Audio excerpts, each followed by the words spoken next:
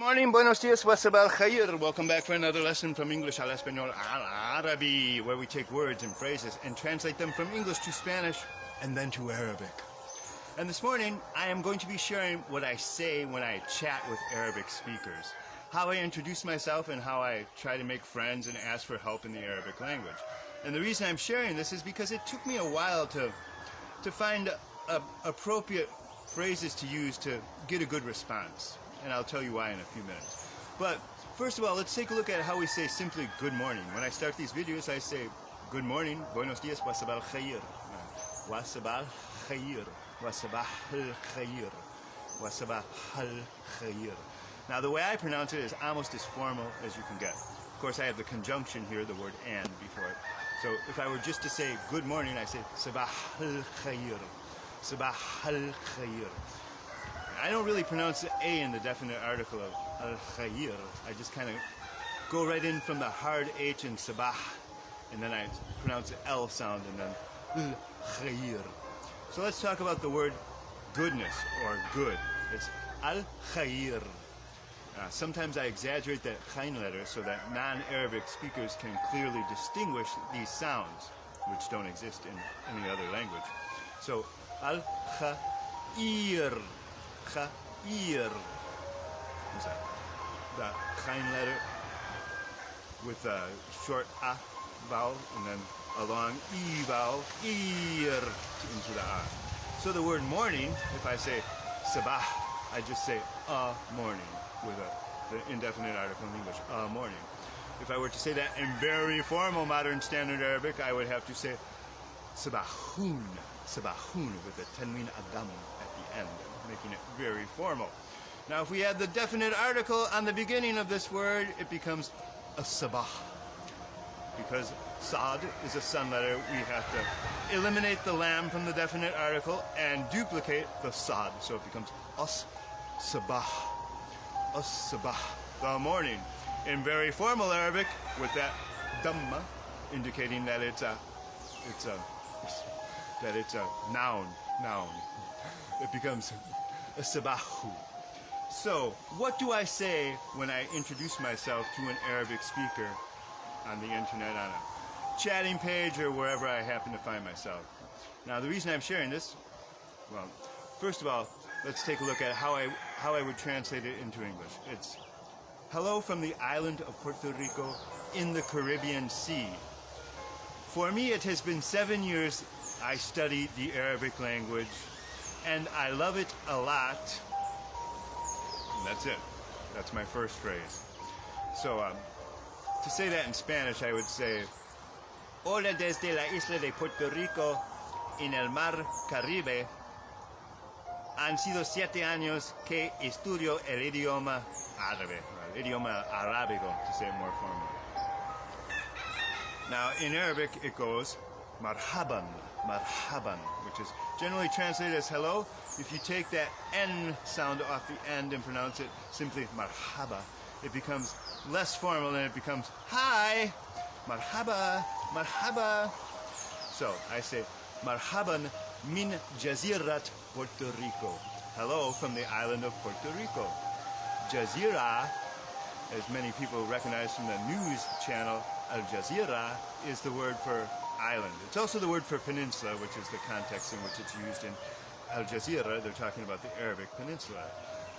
Jazeera al Arabiya, the Arabic peninsula. But when we say the Arabic language, I'll get to that in a second. So, marhaban min jazirat Puerto Rico. And I say Puerto Rico because the P letter does not exist in the Arabic language, so we substitute the B letter for all the P's in other languages. So, marhaban min jazirat Puerto Rico fil bahar al-Caribe, in the Caribbean Sea. Fil bahar al-Caribe. Excuse me, I forgot that. Fil in the. Fil bah.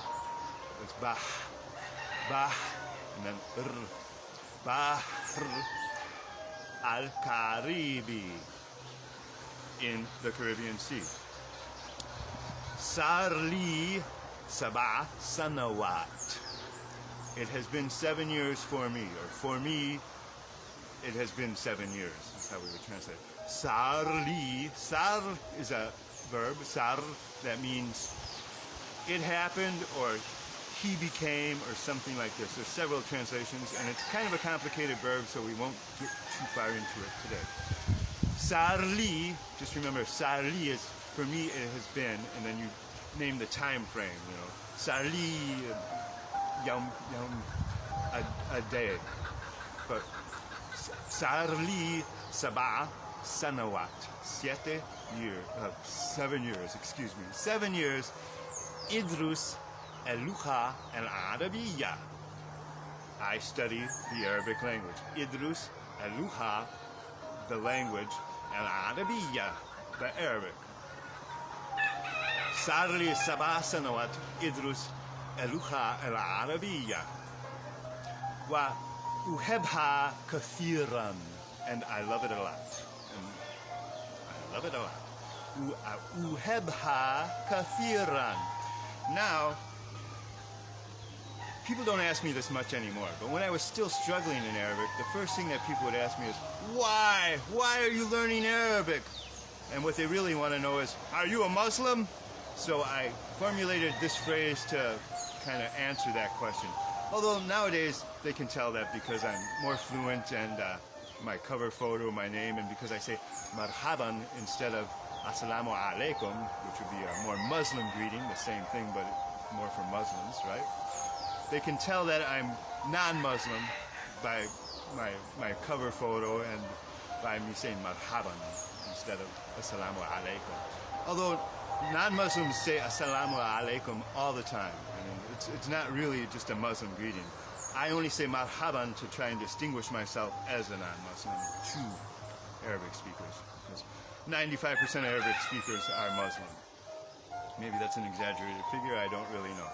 Anyway, to answer that question why I came up with, and this is really dialect, but it's kind of a combination of dialect and modern standard Arabic. So it's ma aindi, and that means I have not in dialect. But people use it in modern standard Arabic and spoken Arabic all the time. So ma aindi sabab, a reason, dini, religious, or siyasi, or political, lil idrus اللغة العربية, that I study the Arabic language. lil idrus اللغة العربية. Lakin, but, uheb اللغات, I love the languages, or uheb lughat, I love languages. Either way. Well, thank you very much for viewing. I hope you learned something from Modern Standard Arabic. God bless you. Que Dios les bendiga. Aliasamakum.